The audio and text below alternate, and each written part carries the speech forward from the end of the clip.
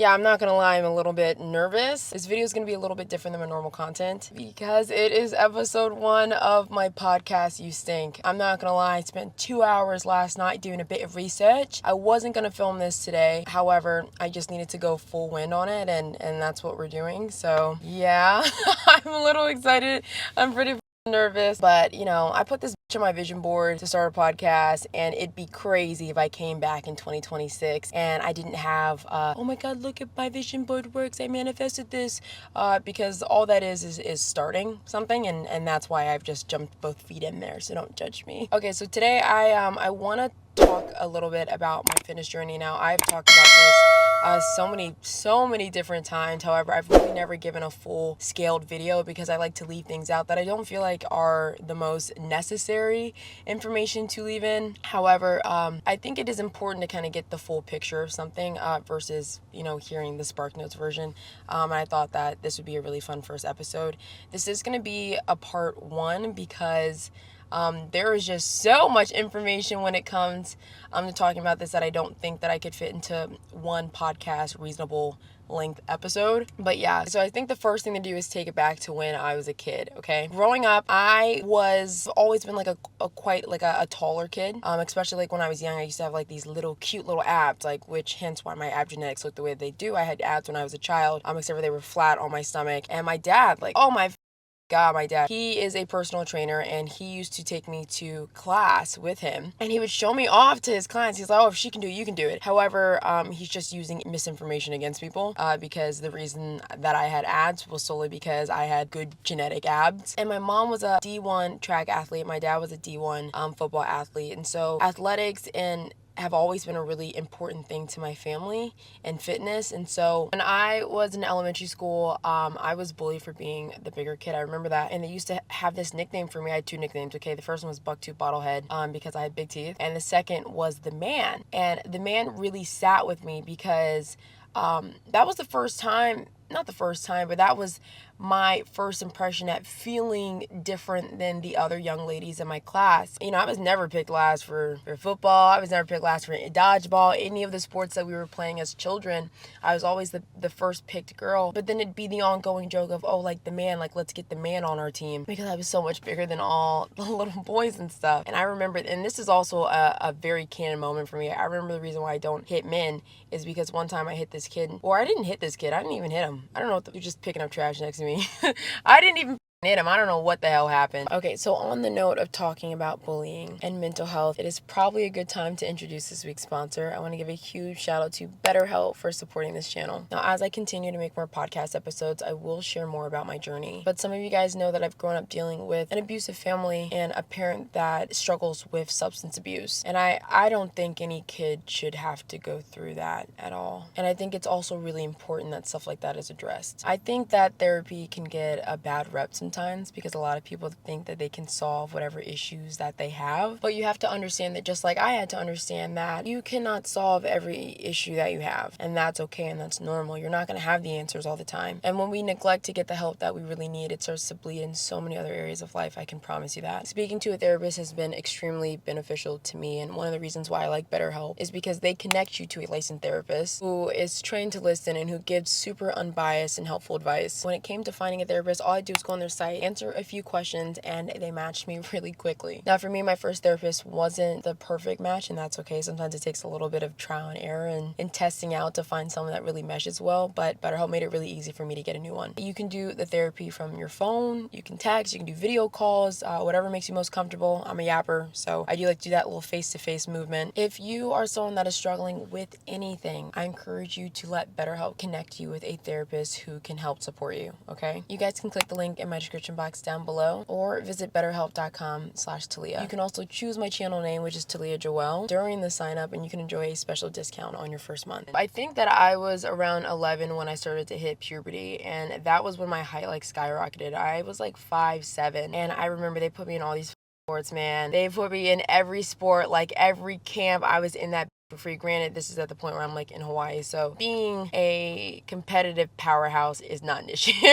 It is not an issue at all when you're competing against 4'11" girls. But yeah, like I hit puberty early. I remember people saying like some of the most condescending statements about like, oh well, you know, I just will never have acne, I will never do this, and that was like solely because like they'd never hit puberty yet. But yeah, it was like a lot. I remember going into PE and, you know, them doing, it was I think my freshman year of high school, going into PE and them doing all the weights and stuff like that, and like, okay, like let's get your height and weight, which, can we just talk about how like absolutely traumatizing that is to have to do that in front of people and not be a stick? You know, I was already weighing in at like 150, 160s, and I remember that, you know, I'm seeing all the other girls, petite, small, you know, weighing in at these tiny numbers, and it made me feel weird. And what made me feel really weird is that like they were like bragging about it. Like I was like, I can't really brag about this. Like I don't know what to tell you. Like I'm not small. I've never been small. I've never felt small. And not only that, right, but I'm like the biggest girl in the room, as well as being like one of the few black women in the room, or black young ladies in the room. And that comes with its own trauma. Like we'll have to unpack that on another episode, but it really eats away at you. You know what I mean? It eats away at you to the point where like you have to rely on having such an absolutely amazing personality, which I can probably say that I have, but it's not fun. It's not a good feeling, you know, being a young lady in this society and having social media present and comparing yourself to other women. Like that eats away at you. Especially like, you know, I was always the type of girl that like girls and guys would make comments like, oh my god, like you guys would be cute together, and then the guy would be like, oh ew, never, gross. And I would also be like, oh ew, never, gross. You know, I wouldn't say like, oh ew, never, gross. Like they were saying it, like it just hurt my feelings, and like to save my feelings I said, oh ew, never, gross, but not because I really felt that way. And I remember I talked about this story on TikTok, but I had a crush. It was the biggest crush that I've ever had in my entire life, and I knew it wasn't going to work out the way that I wanted it to work out because, you know, one, I didn't have a lot of self-worth. Being a black woman growing up in Hawaii is not for the weak. You know, those families are not going to accept, you know, their sons bringing home a black girl. Like that's just like, at least at the time, that just like really wasn't a thing, and they really like to stay within their own community, which is fair. I get it. That's the culture. But yeah, I had a really big crush to the point where like I would be waking up like early in the morning doing these stupid beach runs, doing ROTC, working out before ROTC in the morning, lifting heavy weight, potentially injuring myself because I wanted to spend more time with this individual, and it like ate away at me. And I don't know, I thought that in doing the more exercise that like I would get more of a desirable body, but of course like that didn't happen because I didn't have an understanding of just how much nutrition plays into that. So we were at cross country one day, we were sitting, and you know, I don't know how we got on this topic, but he's like, oh my god, like look at my thigh gap, like I worked so hard for this thigh gap. And I think the other young ladies as well around us were also talking about it, which I thought it was weird that he had decided to insert himself into that conversation, but it didn't matter because I was super attracted to him and I loved him. But I remember looking at everyone else's legs and being like, oh, like cool, and then looking at my legs, and you know, I've never had a thigh gap, you know what I mean? Like that has never been my reality. Even when I was leaner, I just didn't at the time. You know, when you don't have any hips, you know, and you have thicker thighs, there aren't gonna be a single space in there for your legs to breathe, for air to seep through. I never was a super insecure person about not having that, but then like I'm like, oh, I didn't even realize men paid attention to that. And that's when it kind of sat with me a little longer. I was like, oh dude, like okay, like well, how do I get that? Like how do I change my legs and my bone structure? How do I carve out this fat so that you can see in between my thighs? And granted, right, like now that I'm in high school, when you live in Hawaii, if there is one thing that they're gonna make you do, it's walk. They don't, at least at my school, I went to James Campbell High School there, and I went to Evan Mackay. There's like no like universal bus system, you know what I mean? So like you walked or you biked or you penny board, at which my penny board got stolen literally 4 times. Like I had to just start walking to school because it kept getting stolen. But when you walk to school, you walk past the 7-Elevens, and I don't know if you've ever been to Hawaii or you've been to an Asian country with 7-Elevens. Those are delicious, okay? I was getting the spam musubis, I was eating the lihi moi, and I was walking past the McDonald's and getting the hapia pies and like the spam and eggs and, you know, the ice creams and the McChickens and all this stuff. But like I was in my head, I was like, okay, I'm so athletic, like it should be fine. And so I feel like all of the hard work that I was putting in really negated itself with just how poor my diet is. And that's why I know I can't live in Hawaii anymore, because you put me anywhere near that food, it's over. It is absolutely over. I leave Hawaii and I moved to the mainland. I moved to Virginia, and that's actually where I'm originally from. And I remember it was my first time having Chick-fil-A, and I was like, dear God, who was going to tell me what I was missing out on? It was one of the absolute delicious experiences that I've ever had with the Polynesian sauce. And when I got Chick-fil-A sauce too, I was like, this tastes like honey mustard, but I'm not sure what it is because it tastes a little bit different, but it's just Chick-fil-A sauce, which it's in its own category and it's amazing. And so when I turned 16, I was like, oh my God, like I'm going to get a job there. Like I'm going to get a job there. I got a job there. I was getting paid like $7.25 an hour. I thought I was making bank, and they were working me like I was making goddamn bank. Okay, I was working 60 hours a week being part-time. They'd had me at the King's Dominion, and I would drive over to the King's Dominion freaking park and work a 12-hour shift like 2 to 3 days out of the week. And it was the most insane thing because the only thing that they let you get a free meal when you work a shift, and then you can, if there's like nobody there, like you can up a cookie, like no one cares. And I could not stop myself from eating. I could not put the food down. I would try, I would fight, I would struggle. I'm like, oh, I don't need this, I'm not going to eat this. And I would do it, man. I would do it. And it was so frustrating because I remember like I was stepping on the scale every single day, and I could see my weight. I was going up 1 pound, or 2 pounds. And, when you're looking at it day to day and it's only moving up a pound and you don't understand the concept of weight, it's not a big deal. But when you're looking at your starting weight back to your end weight and you're like, holy just put on 50 pounds. That is like a super scary thing to go through. Like, I don't even know how else to describe it. It's so funny because I literally remember stepping on the scale and being like, oh, like, damn, I kind of really got up there. You know what I mean? For me, my body puts on the weight very evenly. It's not like I get like a beer gut or anything like that. It's just like my arms get thicker, my legs get thicker, my stomach gets wider. There's fat, my face gets wide. Oh my God. Like if I showed you guys pictures, like you would know what I mean. But like you can see it all over the place. And yeah, it's just like, oh God, it's just so frustrating. So the school season comes up and now it's like sports. And so I'm playing sports again. I have this haircut like a 40-year-old lesbian. Granted, my hair was dead, so there wasn't much that we could recover. But it just like that combination of that weight, me having the largest rack I've ever had in my entire life. A lot of people at my school thought that I was gay. Oh my God, everybody thought I was gay. I thought I was gay. I mean, I didn't know. Well, no, I definitely knew. I definitely knew I wasn't gay because I've only been attracted to, I've only had crushes on men. Not saying that I can't have a crush on a woman. It's just a woman hasn't made me tingle like a man has. But everybody thought I was gay, and I remember my brother got into high school and he's telling me, he's like, yeah, like the entire football team thinks you're gay. And I was like, oh, like, well, not. I'd done basketball. Basketball was okay. Like I wasn't nearly as good as I was in Hawaii, and that's because they tried to place me as a guard, even though in Hawaii I only played as a forward, and that's because 5'8" was considered tall as in Hawaii, whereas it's not considered tall in the mainland. So my career in basketball ended very quickly. I started to just focus on track. And when it came to track, my mom, oh my goodness. So I got to take it back a little bit. My mom, like I told you guys, was a track athlete. And when I did track in Hawaii, my mom was a part of the coaching staff. And by a part of it, I mean, she inserted herself into it, and then the coaching staff didn't say anything. So she helped with the hurdlers because that's what my mom did. My mom really wanted me to be a hurdler. However, I was overweight. I remember my mom would make these condescending statements. And I also want to preface this by saying my mom at the time was also extremely overweight. And that, again, like there's so many stories at play here, which I will talk about later as the podcast continues, because again, I don't think anyone has a singular unique experience. My mom would always make these little statements like, oh, like if you just lost 5 pounds, no, she said 15 pounds. She was like, if you lost 15 pounds, you would just fly. You would soar.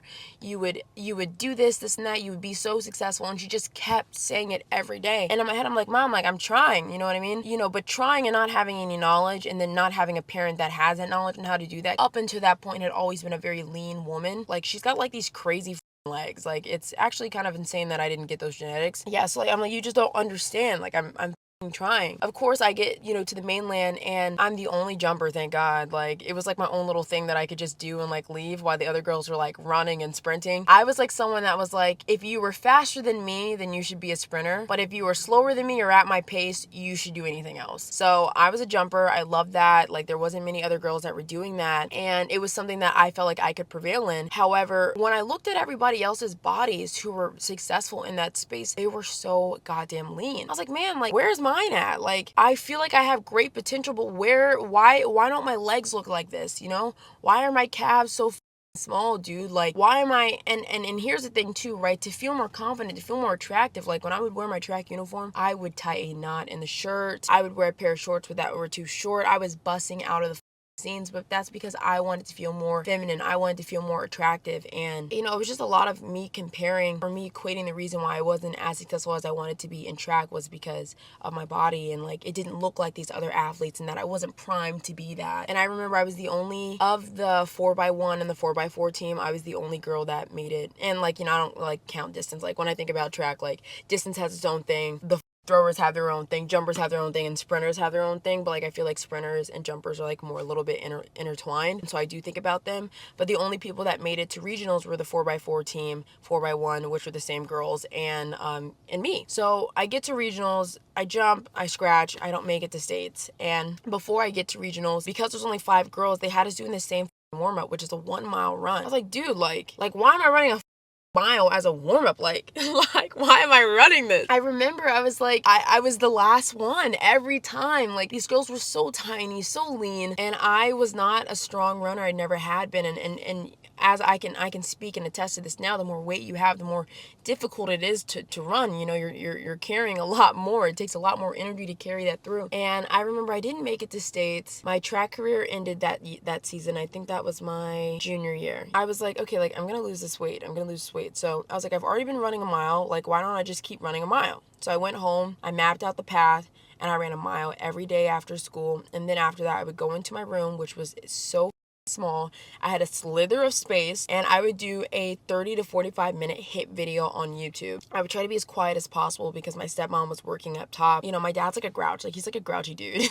And I remember like the weight started to slip off of me. I was like, oh my God, like I can see my obliques. And I will have to show you guys pictures eventually, like one day. Like I probably can't, like it would make no sense for me to show you guys pictures on the podcast. But I remember my first time seeing my core in my young adult age or my teenage age. And I was like, oh my God, like this is working. And that is also the first time that I was like, I'm gonna put twists in my hair. That was my first time ever doing it on my own. They looked like absolute.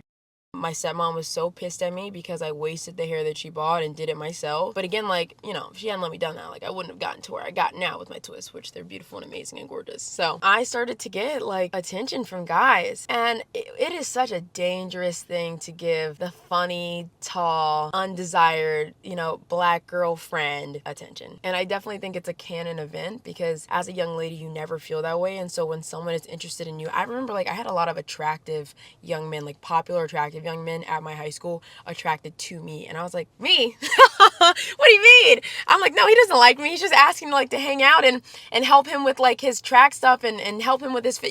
He's asked, I'm being naive, but that's because I've never been considered that girl.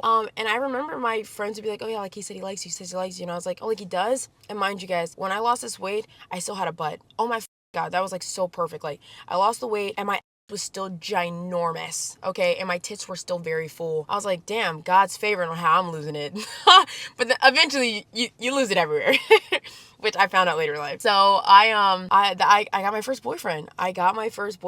And I remember I had such little self-worth in myself because I literally was okay with him like me over. I was like, oh yeah, like I would tell people that like, oh yeah, like I'm talking to so-and-so. My first love's name was Gabriel. And I was so excited to tell people that I was dating Gabriel because, why am I saying his name like that? I was so excited to tell people that I was dating Gabe because like he was super tall. He's the tallest person at our school. He was athletic, his little curly hair, little, whatever the I was like, and I was really attracted to him. And he was like a quiet, funny dude. Like he was a really silly dude. Then he asked me to be his girlfriend after some pressure on my end.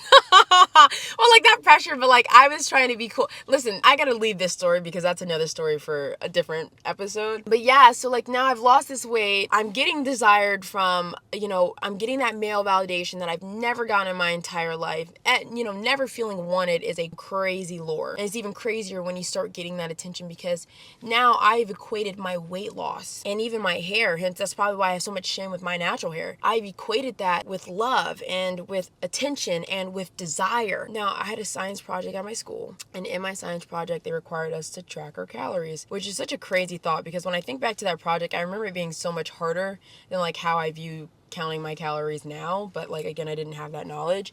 And I remember I was like, oh, like I'm only eating 800 calories, skinty. I'm like, of course I lost the weight. I'm only doing cardio and I'm eating 800 calories. Like, of course I lost the weight. Just like I lost the weight, I gained it right back. I gained it right back. Not all of it. I think I gained like 20 pounds that summer, but like, you know, when you're in love, and, you know, you're losing your virginity and you're just like, oh yeah, like, let's just go out to eat and do this and hang out with people all the summer, and I have a car and I can drive here and I have money here, you're gonna put the weight back on. And also, that was at the time when I got my job at Chipotle. And that's another mistake. Like, please, you ever had kids, or you're a kid and you're working in food, or even if you're an adult and you're working in food and you struggle with your weight, do not set yourself up for failure. My dumb has done that too many times. I've worked in food all up until my career right now. Yeah, like I was eating Chipotle like a, you know, little big bag action every day. And I gained 20 pounds back. And my senior year wasn't too bad. Like I wasn't battling crazy with my weight because I was so athletic. And yeah, like I actually don't remember having too many issues with my weight my senior year. It was really when I went to college. Oh my God, dude. I went to college, and I know they talk about gaining the freshman 15, right? But I gained the freshman 30 in approximately 3 months. It was my first time ever being, you know, away from home like that. It was my first time eating at a buffet style every day, with the food being trash. So you're eating only the good stuff, which happened to be the really foods like the wings or the fried chicken or the fried fish, because I did go to an HBCU, so shout out to Hampton University. And then, you know, everyone's eating out, everyone's drinking. That was my first time like really drinking, getting super wasted, like making really poor decisions. And I gained that weight so quickly. And I remember I was wearing like this lace top that I probably got from like Forever 21 or some.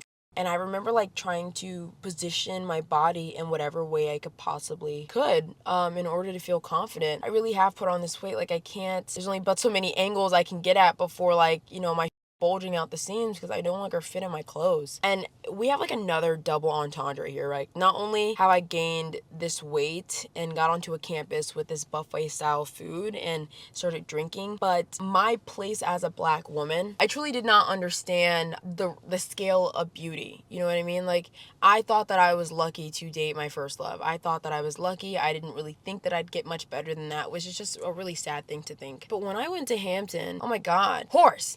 All these men, horse.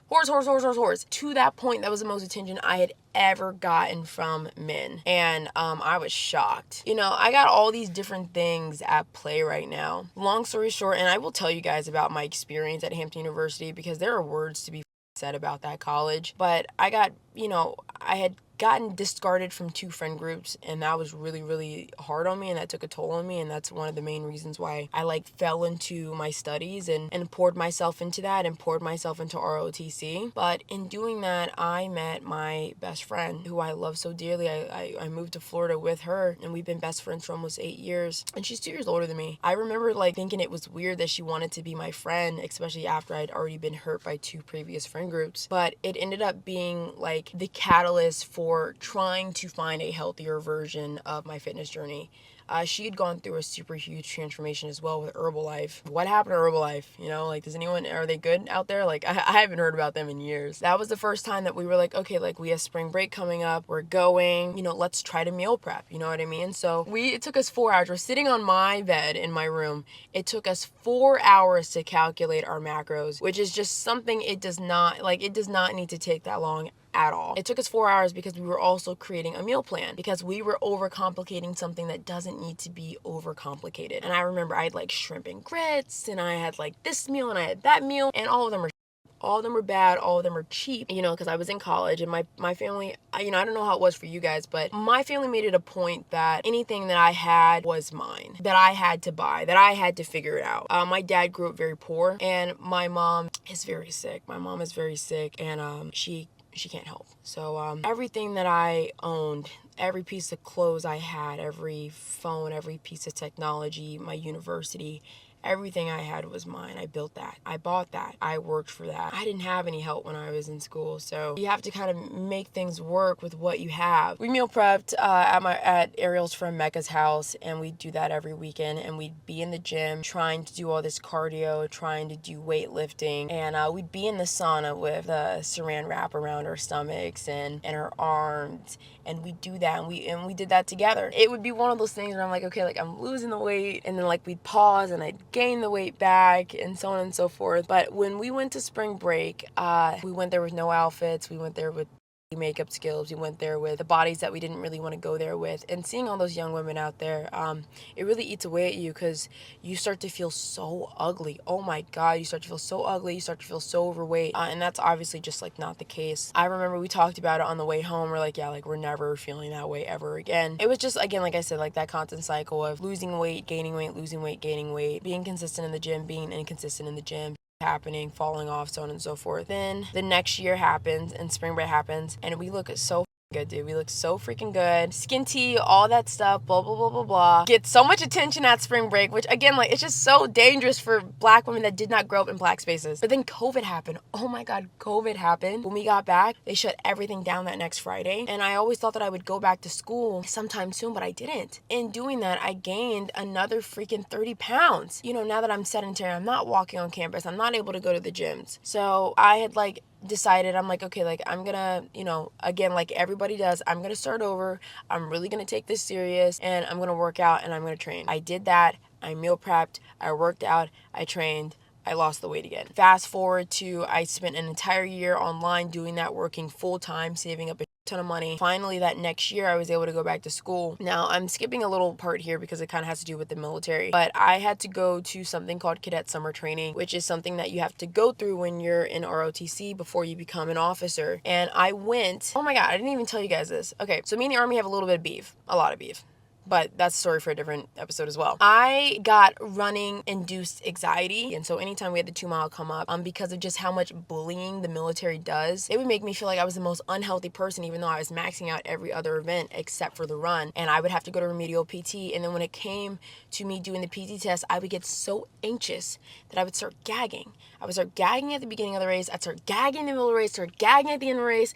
And then if you mentioned the gagging, if you mentioned it, I would start throwing up. It had to be one of those things where I started to tell everyone, I'm like, hey, like, you know, I'm going to warn you right now, because I get so nervous and I get so anxious, I'm going to start gagging before the race.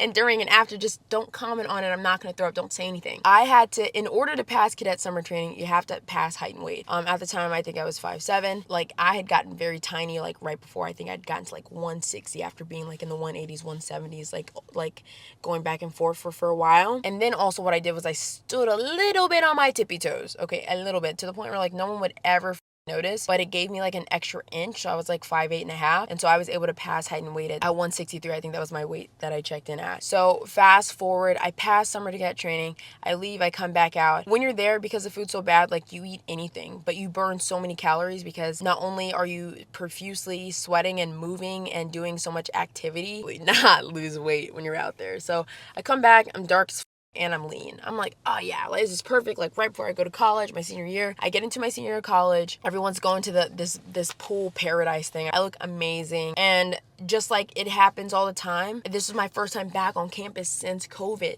So I'm eating again. Like I have, you know, I've saved up all this money. I'm going out, I'm drinking, I'm experiencing life again. And I just don't have really good balance with working out. So now at this point, I am well into my major. And for those of you who don't know, I went into school as a kinesiology major, which is like the exercise science of school. Now I have a lot of knowledge under my belt at this point. Like I know exactly what the formula is to get there and do it. I just wasn't doing it because knowing and doing are two different things. Because I was able to, I would post a lot about my journey and stuff like that.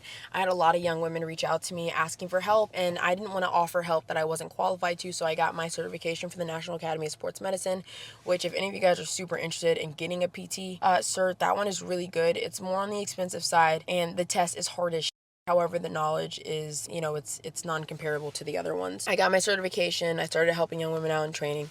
But the knowledge that I gained from that, I started to use on myself, like, real life. I was like, okay, like, and then this is the time when, like, creatine starts to go crazy wild on social media. Everyone's talking about creatine. So I did 3 things. My second semester, my spring semester, which is when I was taking, like, some of my easiest classes, which one of them was, like, sports performance testing, which that was, like, my favorite class. Shout out to my girl, my advisor and my teacher, Professor Privet. She is absolutely amazing. But I did 3 things. I started taking creatine. I increased my calories to 2,700, which when I calculated my macronutrients, that's what it said my maintenance were. However, just like I'm sure you guys are, I did not believe that. I was like, that's way too high. I'm not listening to that. And so I was like, these are my bulking calories. I did 2,700. And then I also started training closer to failure. When you start asking yourself those questions when you're working out, was this challenging enough? Like, can I do more? Your training gets so much more intense. Oh my God. That combination, holy shit, bro. I put on the muscle. Oh my God. And I remember that everyone was like, if you do this, your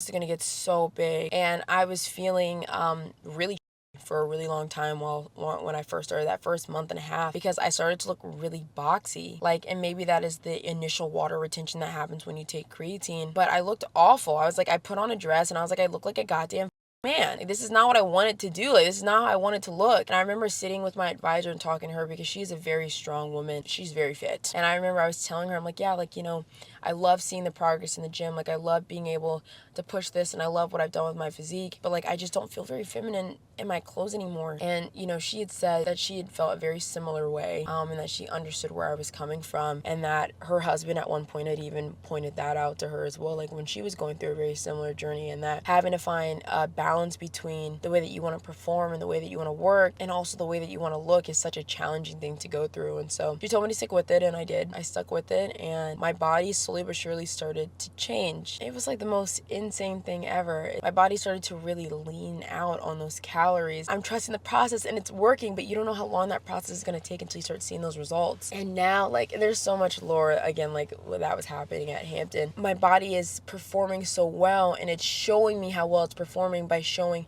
just how much fat I'm losing and how much muscle I'm retaining, because I'm actually eating at my true maintenance now. It took a long time for my body to naturally respond, or to effectively respond to those increased calories. However, when it did, it showed me I didn't need to eat this little to see the results that I wanted to see. It was like whenever I would lose that weight, I would lose the weight, but I would look flat, or there would be no muscle mass, and I just couldn't understand what it was. And it was because I was not providing enough nutrients to my body. And it was like a full switch flipped. Oh my God. It was like a revelation has finally approached me. And, you know, not only was it my senior year and I was graduating and I was dating someone I was attracted to and that I liked, and my body looked amazing in a swimsuit, and I felt so confident and so beautiful. Now I'm having such a better understanding of exactly just how positive food can be for me. Fast forward like a full 6 months into that recomposition that I unintentionally went through, I was struck with another battle, and I want to talk about that a lot more on my next episode. I don't know if you guys have ever tried to do a bulk, but it was a lot for me, and I could not successfully do it. And I want to talk about those struggles and what I've learned up until this point. But I would say that was the first 4 to 5 years of my fitness journey. The next episode, I'm going to talk about the last couple years of my fitness journey, and then we'll go from there. But yeah, this video would be incredibly too long if I tried to share both parts of that, but I am excited to share it with you guys in the next podcast episode. I really hope that you guys like this video and enjoyed this style of content. If you did enjoy it, make sure to please like and subscribe. If you haven't at this point, I find that to be just a bit weird. This was a long episode. And also tell your mom that I love her. That was actually really intimate of me. And also, guys, please follow my Instagram and my TikTok. If you guys like my content, you want to see more of me, I post every day on those platforms, okay? Oh, behave. Yeah. Yeah, baby. Yeah.